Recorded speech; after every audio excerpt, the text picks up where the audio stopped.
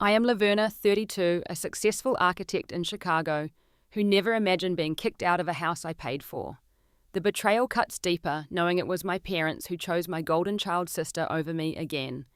They always put Danielle first, but this time they crossed an unforgivable line. What they never expected was how quickly karma would come to collect its debt. Before I tell you how karma came back around faster than I could have imagined, let me know where you're watching from and tap that subscribe button if you've ever felt your family take you for granted. Growing up as the eldest daughter in our family of 4 was like living in my sister's shadow. From the day Danielle was born when I was 7 years old, it became clear she would be the center of our family universe. Our parents, Thomas and Margaret Wilson, were decent, hard-working people, but they never hid their favoritism. My childhood photos show a serious little girl with straight brown hair and glasses always standing slightly apart from the rest of the family. In contrast, Danielle was this bubbly child with golden curls and an infectious laugh that could melt the iciest hearts, including our parents. Danielle is special, my mother would often say, justifying why my sister needed another expensive dance costume while I wore second-hand clothes. She has that spark that's something extra. I loved my sister despite everything. How could I not? She was sunshine personified, and it wasn't her fault our parents placed her on a pedestal. But the constant comparison left wounds that never fully healed. When Danielle needed the latest gaming console for Christmas, she got it without question. When I asked for art supplies for my drawings, I was told to save my allowance. The pattern continued year after year, with Danielle receiving lavish gifts, while I learned to expect the practical necessities. I started babysitting at 13, took on a paper route at 14, and by 16 I was working weekends at the local grocery store. Not because we were poor, but because if I wanted anything beyond basic necessities, I needed to fund it myself. Meanwhile, Danielle attended expensive summer camps and took private piano lessons our parents eagerly paid for. My 16th birthday remains particularly vivid in my memory. I had planned a small celebration with my 2 closest friends. Nothing fancy, just pizza and a movie. The day before Danielle, then 9, was invited to perform in her school's talent show. My parents immediately rescheduled my birthday dinner. Laverna, you understand, right? This is such an important opportunity for your sister. My father said, not really asking a question. I did understand. I understood perfectly that my milestone birthday would never compete with Danielle's impromptu piano recital. I sat in the school auditorium, watching my sister play a simple melody, while my birthday cake sat untouched in the refrigerator at home. Despite everything, I excelled academically. School became my refuge, a place where merit was recognized regardless of family dynamics. My teachers praised my analytical mind and artistic talents. Their recognition fueled my determination to succeed. During high school, I discovered architecture, this perfect blend of technical precision and creative expression. I threw myself into preparing a portfolio, staying up late, working on designs, sometimes forgetting to eat. Architecture became my escape, my way forward. When my acceptance letter from the prestigious Illinois Institute of Technology arrived along with a substantial scholarship, my parents' response was lukewarm at best. That's nice, dear. Did you see Danielle made the cheerleading squad as a freshman? The coach says she's a natural, my mother gushed, changing the subject before I could share my excitement about the scholarship that would cover most of my tuition. At my college graduation, where I received highest honors and had secured a position at Walsh & Montgomery, one of Chicago's top architectural firms, my parents spent most of the celebration telling relatives about Danielle's plans to study abroad in Europe. My achievement was mentioned as an afterthought. Oh yes, and Laverna's finished college now. She's got some job lined up downtown, my father said dismissively to my aunt, before launching into details about Danielle's upcoming European adventure. That evening, as I watched my family celebrate my graduation by talking about my sister, I realized nothing I achieved would ever be enough to shift the family dynamic. The knowledge was both liberating and heartbreaking. I decided then to build my life for myself, not for their approval. Despite this resolution, I maintained regular contact with my family. Sunday dinners, holiday gatherings, occasional weeknight visits. I showed up dutifully, listening to stories about Danielle's amazing experiences in Europe, bringing small gifts for my parents, trying to maintain whatever tenuous connection we had. Each visit left me emotionally drained, yet I persisted. They were my family after all, and somewhere deep inside, that little girl who desperately wanted her parents' approval still lived, still hoped for recognition that never came. During those years, I formed close friendships with colleagues and neighbors who became my chosen family. Grace Thompson, my colleague at the firm, became particularly important. Unlike my biological family, Grace celebrated my successes and supported me through setbacks. She saw me clearly in ways my family never had. "You know, Laverna, Grace said once after I returned from a particularly difficult family dinner, you keep showing up hoping things will change, but your parents have shown you exactly who they are. Maybe it's time to believe them." Her words stayed with me, echoing in my mind during sleepless nights. But cutting ties with family isn't simple, especially when the bonds, however painful, have shaped your entire identity. So I continued our strained relationship, setting modest expectations while building my separate life. By 30, I had been promoted to senior architect. At the firm had a growing reputation in Chicago's architectural community and had saved a substantial amount for my future. I had created a life that was entirely mine, independent of my family's validation. Or so I thought, until a single phone call changed everything. The call came on a rainy Tuesday evening as I was working late, finalizing designs for a sustainable office building in downtown Chicago. My mother's voice sounded shaky, vulnerable in a way I'd rarely heard before. "Laverna, I hate to ask this, but your father and I are in trouble," she said, the words clearly difficult for her to say. My father had lost his job of 25 years at the manufacturing plant when it relocated overseas. At 58, with no college degree and specialized skills that were becoming obsolete, he had struggled to find comparable employment. For 6 months, he'd been working part-time at a hardware store, making less than half his previous salary. Meanwhile, my mother had developed rheumatoid arthritis that limited her ability to continue her work as a dental assistant. Their medical insurance couldn't cover all her treatments, and the bills had been mounting. "We've fallen behind on the mortgage," my mother admitted. "The bank says if we can't catch up in 60 days, they'll start foreclosure proceedings."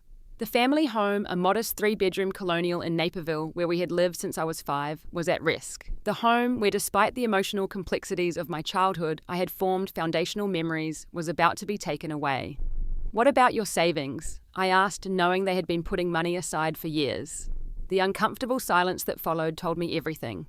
"We used most of it for Danielle's tuition in Europe," my mother finally confessed. Danielle had been in Europe for nearly 2 years at this point, supposedly studying art history at a prestigious program in Paris. From her social media posts, however, it appeared she was doing more traveling and partying than studying. While my parents struggled financially, they had kept everything from Danielle, not wanting to worry her or interrupt her once-in-a-lifetime experience. I sat in my ergonomic office chair, staring at the Chicago skyline through my window, feeling a complex mix of emotions. Part of me wanted to point out the irony of them turning to me for help after years of prioritizing Danielle. Another part felt vindicated that they finally needed me. But predominantly, despite everything, I felt concern. These were my parents, flawed as they were. "How much do you need to catch up?" I asked. The amount they named made my stomach drop. It was substantial enough to drain most of my emergency fund. And catching up on the mortgage would only be temporary if my father couldn't find better employment.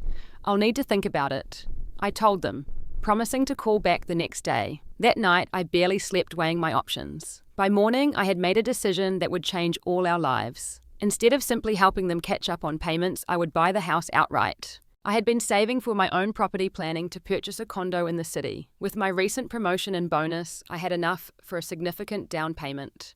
If I used those funds, plus some investments, I could purchase my parents' home, eliminating their mortgage stress entirely. When I called with my proposal, the silence on the other end was profound. "You want to buy our house?" My father finally asked, his voice a mixture of confusion and what sounded like wounded pride. "I want to help," I explained. "This way you and Mom can stay in the home without worrying about mortgage payments. I'll own it legally, but nothing changes for you day to day." Convincing them wasn't easy. My father particularly struggled with accepting such significant help from his daughter.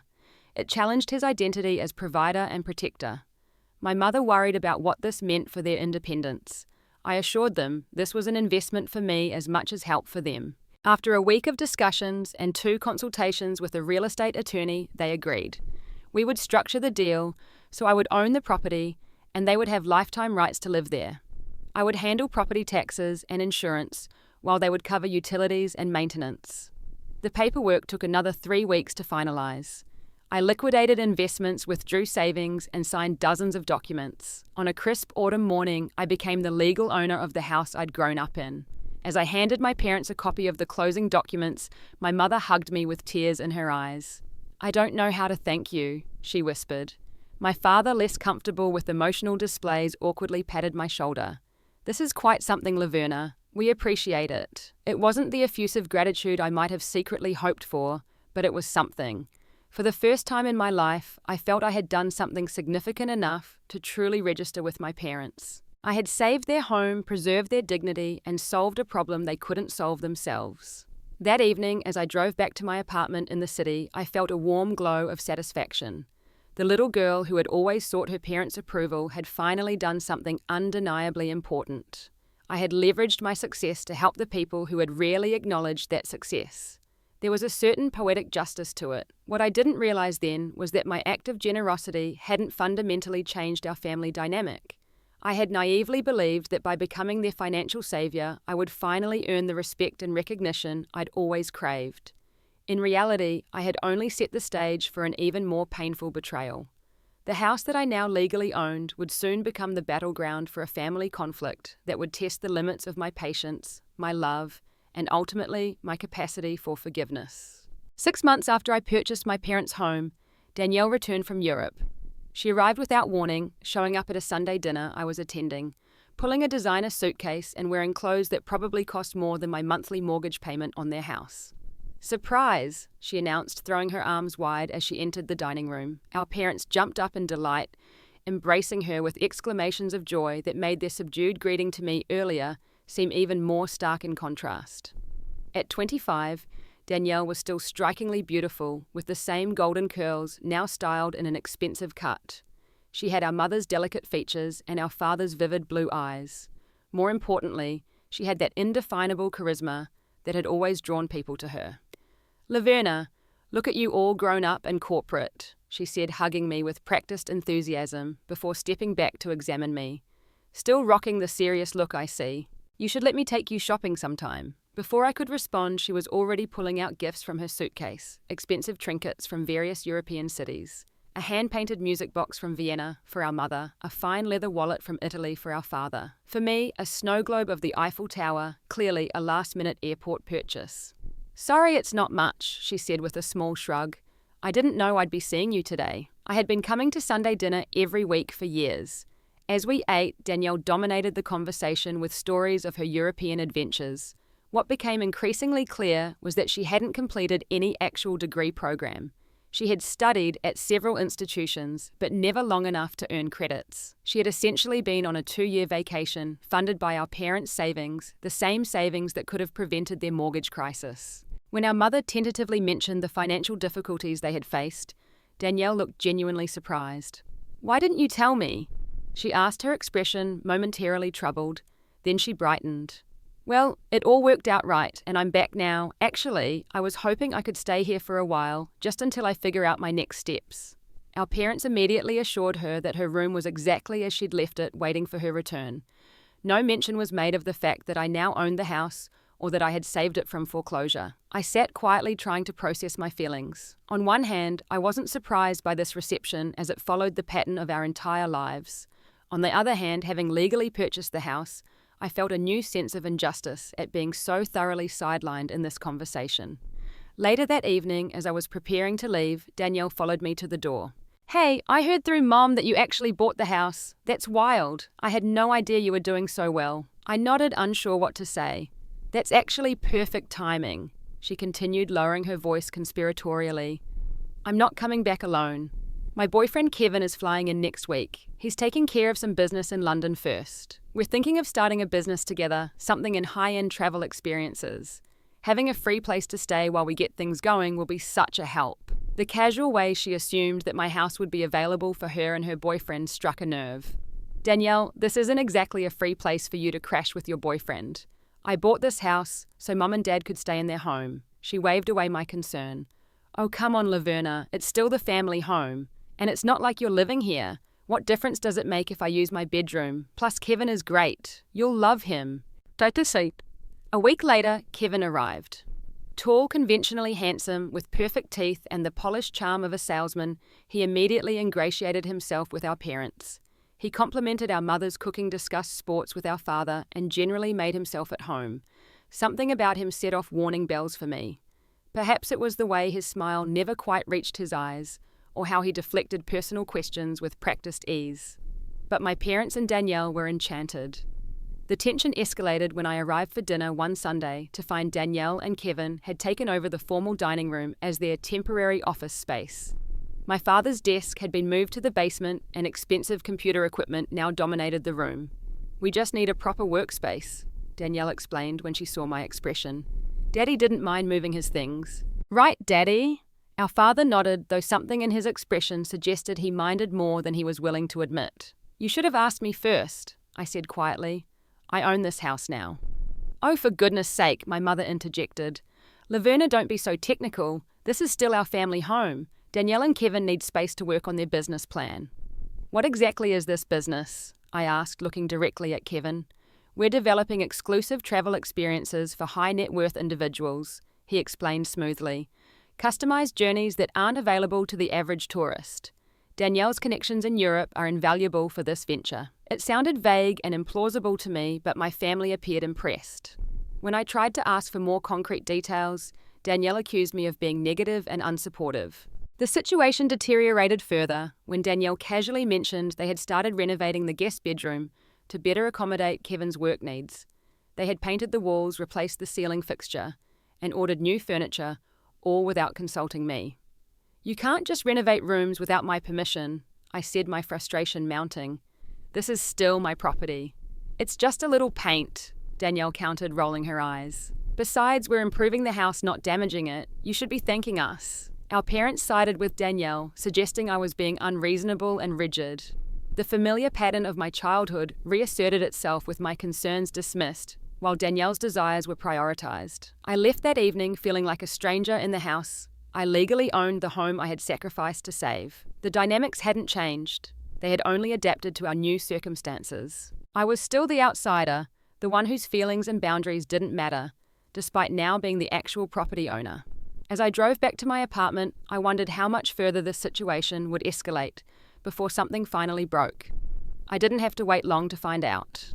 1 month after Kevin moved in, I arrived at the house unannounced on a Saturday afternoon. I had been trying to reach my parents about some property tax documents that needed their attention, but they hadn't returned my calls.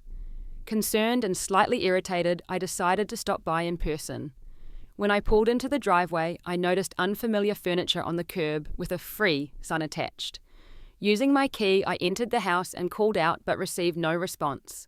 Puzzled, I made my way upstairs toward my old bedroom, which I still used occasionally when working late, and too tired to drive back to the city. The door to my room was wide open, and the sight that greeted me stopped me in my tracks.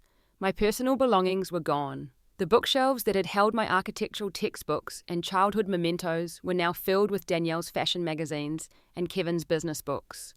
The walls, once covered with my framed architectural sketches, now displayed Danielle's travel photos. My desk had been replaced by a vanity table covered in makeup and hair products. I stood frozen in the doorway, trying to process what I was seeing. My childhood bedroom, the one space in the house that had remained mine, had been completely taken over. The violation felt visceral, like a physical blow. "Oh, you're here." Danielle's voice came from behind me. She sounded surprised, but not particularly concerned. "We weren't expecting you today." I turned to face my sister, struggling to keep my voice steady. "Where are my things?" "In the garage mostly," she replied with a casual shrug. "We saved anything that looked important. The rest went to donation or the curb. You hadn't used this room in ages, and Kevin and I needed more space." "You had no right to touch my belongings," I said, my voice rising despite my efforts to stay calm. "This is my house, Danielle. I bought it. You can't just take over my room without even asking me." "Well, technically, it's Mom and Dad's house," she countered, her tone dismissive. "You just hold the paperwork, and they agreed we needed the space more than you did." At that moment, our parents appeared in the hallway, clearly drawn by our raised voices. My mother looked uncomfortable, while my father's expression was a mixture of defensiveness and guilt. "What's going on here?" I demanded, turning to them. "How could you let them clear out my room without even talking to me first?" My mother stepped forward, her hands twisting nervously. "Laverna dear, we thought you wouldn't mind. You have your apartment in the city and you hardly ever use this room anymore. That doesn't make it okay to dispose of my belongings without my consent," I said, struggling to maintain my composure. "I own this house. I bought it to help you not to have my own space violated. My father's expression hardened. I think you're overreacting, Laverna. Your sister and Kevin need space to live and work. You have your own place. It just makes sense for them to use the room. Besides, my mother added, Danielle and Kevin are just starting out. They need all the help they can get. You're already established in your career. You should be happy to help your sister. The familiar refrain hit me like a slap. Once again, Danielle's needs trumped mine, even in a house I had purchased with my own money. I think you should move out entirely, my father said suddenly, his tone firm. You have your own place in the city. You don't need to keep things here anymore. I stared at him in disbelief. You're asking me to move out of a house that I own. We appreciate that you helped us with the mortgage situation, my mother interjected, her voice placating. But this is still our family home, and right now Danielle and Kevin need it more than you do. They're just starting their life together, my father added. They need space to build their future. You already have your career, your own place. Be reasonable, Laverna. I looked from my parents to Danielle, who was watching the scene unfold with a small, satisfied smile. Behind her, Kevin appeared in the doorway, his arm sliding possessively around her waist. Mr. and Mrs. Wilson, I want you to know how much Danielle and I appreciate your support, he said smoothly. We're working hard to get our business off the ground, and having this space means everything to us. The audacity of the situation struck me fully then. Not only was I being asked to leave a house I legally owned, but everyone was acting as if I should be grateful for the opportunity to be displaced. This is insane, I said, my voice shaking with anger. I bought this house. My name is on the deed. You can't just decide I don't belong here anymore. Laverna, my father said, his tone hardening. If you really bought this house to help the family like you claimed, then you should be willing to do what's best for the family now. And what's best is giving Danielle and Kevin the space they need. If you truly love us, my mother added, her voice soft but insistent, you wouldn't make this difficult. You wouldn't hold the house over our heads like this. Their words felt like physical blows. Not only were they dismissing my legal rights to the property, but they were weaponizing love against me, suggesting that if I insisted on my ownership rights, I was somehow failing to love them properly. I think you should go now, my father said finally. Take whatever remaining things you want from the garage, and let's all cool down. We can discuss this again when you're thinking more clearly. In that moment, standing in what had once been my bedroom, surrounded by my family, who saw me as nothing more than an obstacle to Danielle's happiness, something broke inside me. Years of accommodating their favoritism, of seeking approval that never came, of making myself smaller to avoid rocking the boat, all culminated in this moment of crystal clarity. I'll go, I said quietly, but this isn't over. This is my house, and I won't be pushed out of it. I walked out that day with a box of personal items from the garage, leaving behind not just possessions, but illusions. The fantasy that buying the house would finally earn me my parents' respect and recognition had been thoroughly shattered. In its place was a cold, hard reality. My family would always choose Danielle over me, even when it meant betraying basic decency and legal rights. As I drove away, tears blurring my vision, I realized that the true eviction had happened long ago. I had never really had a place in my family's heart, not in the way Danielle did. The physical eviction from the house was merely the external manifestation of a truth I had been avoiding my entire life. I spent the next 2 days in a fog of hurt and disbelief, alternating between tears and numbing shock. Grace insisted I stay at her apartment rather than return alone to mine. She listened as I poured out the whole painful story, offering tissues, comfort, and eventually practical advice. You need to talk to a lawyer, she said firmly over breakfast on the 3rd day. This isn't just about family dynamics anymore. They can't legally kick you out of a house you own. Part of me recoiled at the idea of taking legal action against my own family. Despite everything, these were the people who had raised me, who I had spent my life trying to please. The thought of treating them as legal adversaries felt like crossing a line I had never imagined approaching. But Grace was right. This had moved beyond emotional hurt into territory where I needed to protect myself legally. With her encouragement, I made an appointment with Amanda Chen, a real estate attorney her brother had worked with. Amanda listened carefully to my situation, occasionally taking notes. When I finished explaining, she looked at me with compassion, but also professional clarity. From a legal standpoint, this is straightforward, she explained. You own the property. While your parents have a right to reside there based on your agreement, they don't have the authority to exclude you or to allow others to take up permanent residence without your consent. She outlined my options, ranging from a formal notice, asking them to comply with our original agreement, to more severe measures like eviction proceedings against Danielle and Kevin specifically. "I don't want to evict my parents," I said quickly. "I just want to re-establish boundaries and make it clear that they can't just take over the entire house or give away my space." Amanda nodded understandingly. "Then I suggest we start with a formal letter outlining the terms of your agreement and specifying that while your parents have lifetime rights to reside in the home, they do not have the authority to invite others for extended stays without your permission." As we discussed the specifics of this approach, Amanda mentioned something that caught my attention. "By the way, you mentioned your sister's boyfriend's name is Kevin Harrington." When I confirmed this, she frowned slightly. "I think we should run a background check on him. The name sounds familiar and not in a good way." 2 days later, Amanda called with disturbing news. Kevin Harrington had a history of fraud accusations in multiple states. While he had never been convicted due to settlements or charges being dropped, the pattern was concerning. He had been involved in several business ventures that followed a similar trajectory, promising high returns to investors, collecting significant startup capital, and then disappearing when things fell apart. "I can't prove he's running a scam now," Amanda said, "but I'd be very concerned about him having access to your personal information or financial documents in that house." This information shifted my perspective. What had felt like a personal family betrayal now took on a more sinister dimension. Was Kevin deliberately inserting himself into our family dynamic, using Danielle to gain access to the house and potentially financial information? I thought about the office they had set up in the dining room, the renovations to the guest room, and now the takeover of my bedroom. They were systematically claiming more and more territory in the house, and if Kevin had access to my personal documents or mail that might still be delivered there. My concern deepened when Amanda's further research revealed that Kevin was currently under investigation by the Financial Crimes Division in Massachusetts for a luxury travel scam that sounded remarkably similar to the business he and Danielle claimed to be developing. With this new information, I faced an impossible dilemma. If I confronted my family with these discoveries, would they believe me? Or would they see it as another attempt to undermine Danielle's happiness, given their history of taking her side?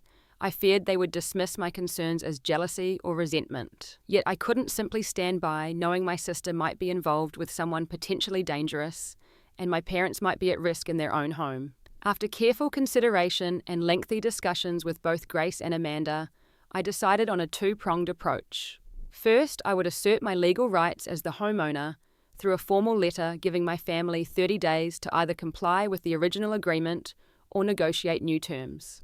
Second, I would discreetly gather more information about Kevin's activities in the house.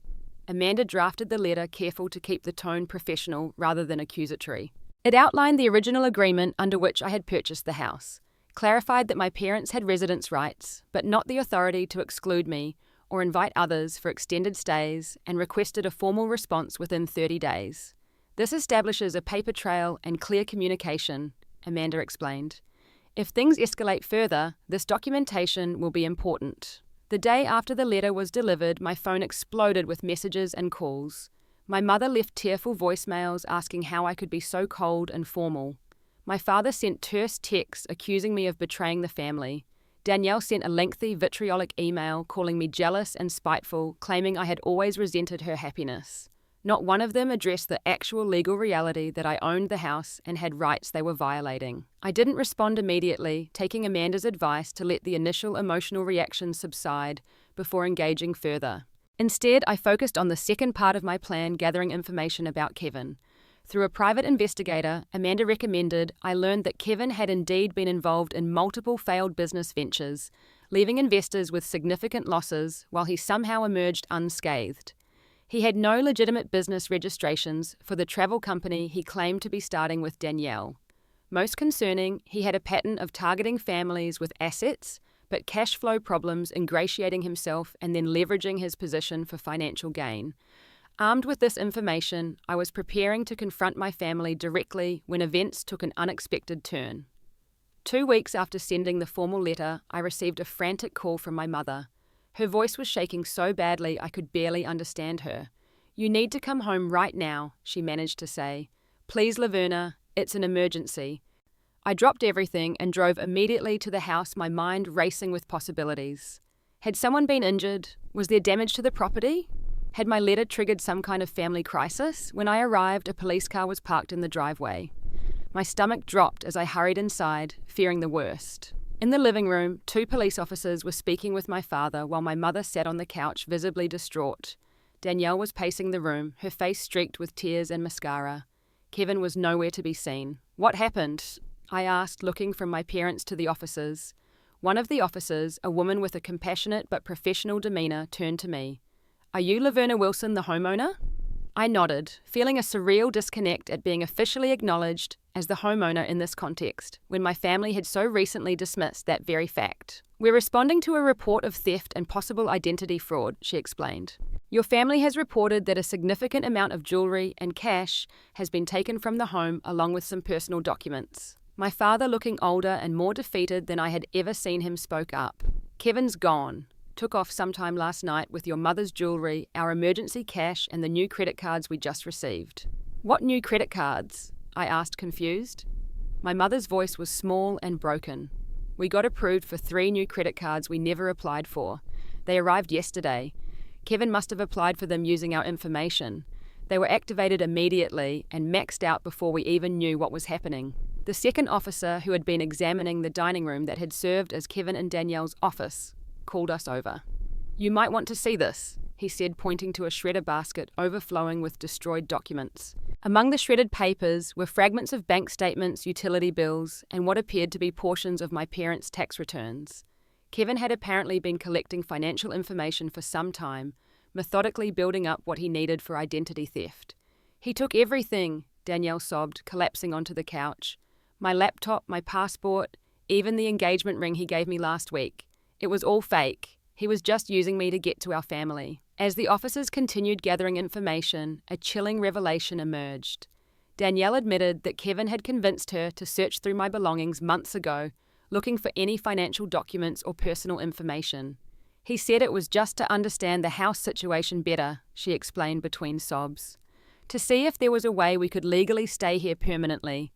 I didn't know he was stealing your identity too." I felt physically ill at the thought of Kevin systematically violating not just my physical space, but my financial identity as well. The police confirmed that multiple credit applications had been submitted in my name over the past few weeks, though fortunately the credit monitoring service I had set up after speaking with Amanda had flagged and blocked most of them. "He and Danielle were planning to convince you to sell the house," my father admitted, his voice heavy with shame. "They said with the current market you could make a significant profit enough to help us relocate to a smaller place and give them enough for a down payment on their own home." "That was never the plan," Danielle interjected quickly. "At least not at first. But Kevin kept talking about how much equity was in the house, how we were all sitting on a gold mine. He said we deserved a portion of it since we were living here taking care of Mom and Dad." The betrayal was layered and complex. Kevin had orchestrated an elaborate scheme using Danielle to gain access to the house and our family's financial information. But Danielle and my parents had been willing participants, allowing themselves to be convinced that they somehow deserved ownership of a house they hadn't paid for that I had purchased to help them. As the officers finished taking statements and advised us on next steps for reporting the identity theft and fraud, my mother approached me hesitantly. "We're so sorry, Laverna," she said, her voice small and sincere for perhaps the first time in our relationship. "We should have listened to you. You were right about the house, about everything." My father, still struggling with his pride, nonetheless nodded in agreement. "We were wrong," he admitted. "We let ourselves be fooled because he was telling us what we wanted to hear, and we treated you terribly in the process." Danielle, once she had calmed, somewhat revealed the full extent of Kevin's manipulation. He had deliberately played on the existing family dynamic, encouraging them to see me as the obstacle to their happiness. He had subtly reinforced their belief that I owed them the house, that my success somehow obligated me to support them and Danielle indefinitely. "He knew exactly which buttons to push," she said, shame evident in her voice. "He would say things like, 'Laverna has so much, why wouldn't she want to share with her family?' Or 'She bought this house knowing it was your home, surely she doesn't expect you to treat her like a landlord.'" The police left after taking detailed statements and photographs, promising to file reports and coordinate with financial crimes units tracking Kevin's activities. They advised us to immediately contact all our financial institutions, place fraud alerts on our credit reports, and change all passwords and account information. Left alone with my family in the aftermath of this revelation, I felt a strange mix of vindication and sadness. The karma had indeed come swiftly, exposing the flaws in their treatment of me in the harshest possible way. Yet seeing them so devastated brought me no joy. "What happens now?" my father asked quietly, the question hanging heavy in the air between us. I looked around at the home I had bought to save them, now the scene of such betrayal and pain. "First, we secure our financial identities," I said firmly. "Then we talk about where we go from here." In that moment of crisis, with Kevin's betrayal laying bare the dysfunction in our family, a door opened for something that had never truly existed before, the possibility of honest communication and genuine change. Whether we would walk through that door together remained to be seen. 6 months after Kevin's disappearance and the subsequent upheaval, I sat in the backyard of the family home, watching as the early autumn light filtered through the maple trees. So much had changed, yet the house remained now a symbol of both pain and healing. Kevin had been arrested in Arizona 3 weeks after he fled. He had attempted to use my parents' credit cards to purchase first-class tickets to Mexico, but was flagged by the fraud alert system we had put in place. When authorities caught up with him, they found evidence connecting him to at least 5 other similar schemes across 3 states. He was now facing multiple felony charges for fraud, identity theft, and grand larceny. The process of untangling the financial damage he had caused was tedious and frustrating. My parents had lost nearly $20,000 in jewelry and cash. The fraudulent credit accounts had been closed, but restoring their credit scores would take time. Fortunately, my own financial identity had been largely protected thanks to Amanda's early warning and quick action. The emotional recovery proved more complex than the financial one. In the immediate aftermath, my family had been profusely apologetic, humbled by their vulnerability to Kevin's manipulation. But as the shock wore off, old patterns threatened to re-emerge. 2 weeks after the incident, when I suggested we establish a formal rental agreement to clarify everyone's rights and responsibilities regarding the house, my father bristled at what he perceived as me taking advantage of the situation. My mother became tearful, asking if I was planning to evict them after all they had been through. It was a pivotal moment. In the past, I would have backed down, prioritizing peace over my own needs. This time I stood firm. "This isn't about punishing anyone," I explained calmly. "It's about creating clear boundaries and expectations, so we never end up in a situation like this again." The lack of clarity about this house contributed to the problem with Kevin. After several tense conversations and one family therapy session suggested by Amanda, we finally reached an agreement. My parents would pay a nominal rent that would go into an escrow account for house maintenance and repairs. They would have lifetime rights to live in the home, but any additional residents would require my explicit approval. Most importantly, we established regular family meetings to discuss any issues or concerns openly rather than letting resentments build. Danielle's journey proved perhaps the most surprising. The betrayal by Kevin had shaken her profoundly, forcing her to confront not only his manipulation, but her own complicity in it. For perhaps the first time in her life, she experienced the consequences of her actions without our parents shielding her. "I never realized how entitled I was," she admitted during one of our first honest conversations. "Everything was always handed to me. I never had to work for anything, so I never valued anything." In the months following Kevin's arrest, Danielle had moved out of the family home into a small apartment with a roommate. She had found a job as a receptionist at a local art gallery, modest work compared to the glamorous career she had imagined with Kevin, but it was honest and independent. She was even taking night classes in business administration at the community college. "I want to understand how money actually works," she explained when she told me about her classes. "Not just spending it, but earning it, saving it, investing it. All the things you've been doing for years that I never appreciated." With my parents' progress came in smaller steps. Old habits of favoritism were deeply ingrained, but the shock of Kevin's betrayal had created cracks in those patterns. They were making efforts, sometimes awkward and imperfect, to acknowledge my contributions and respect my boundaries. My mother had started a scrapbook of my architectural projects, proudly showing it to her friends and relatives. My father had asked for my input on home repairs, acknowledging my expertise rather than dismissing it. Small gestures perhaps, but meaningful shifts in a dynamic that had remained unchanged for decades. As for me, I had purchased a condominium in the city, a space that was entirely my own. After years of seeking belonging in a family that couldn't provide it, I had created a home that reflected my values and priorities. The condo became my sanctuary, while the family house transformed into a place I visited rather than somewhere I sought validation. Today's gathering was to celebrate Danielle's first semester of straight A's in her business courses. As I watched her help our father with the grill, joking with him in a way that seemed more genuine than the performative charm she had once relied on, I felt a complex mixture of emotions. There was still hurt, still memories of years of being sidelined and dismissed. Those wounds wouldn't disappear overnight, but alongside the pain was something new, a cautious hope that our family might be capable of change, that we might build something healthier from the ashes of our old dynamics. "Penny, for your thoughts," Grace said, settling into the chair beside me. I had invited her to join our family, gathering a small but significant step in integrating my chosen family with my biological one. "Just reflecting on how quickly everything changed," I replied.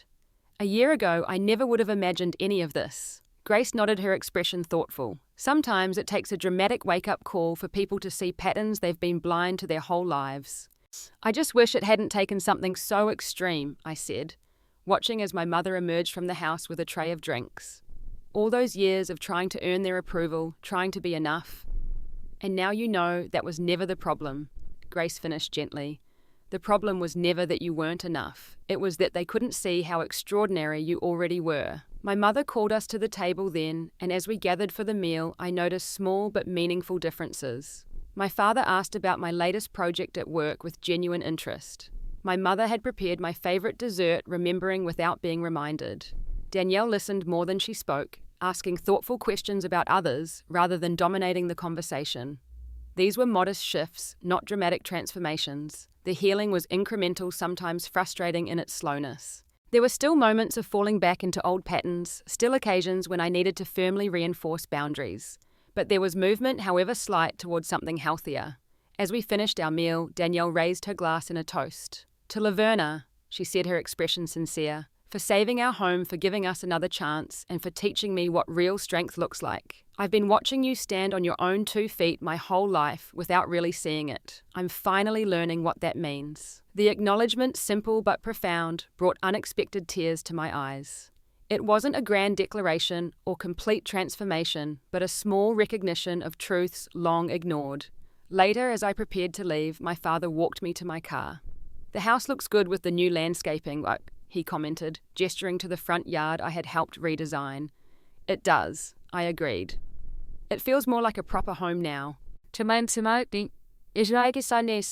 was quiet for a moment, then said, "You know, for years I thought a home was just the building, the place where we lived. I never really understood that a home is about how people treat each other inside those walls."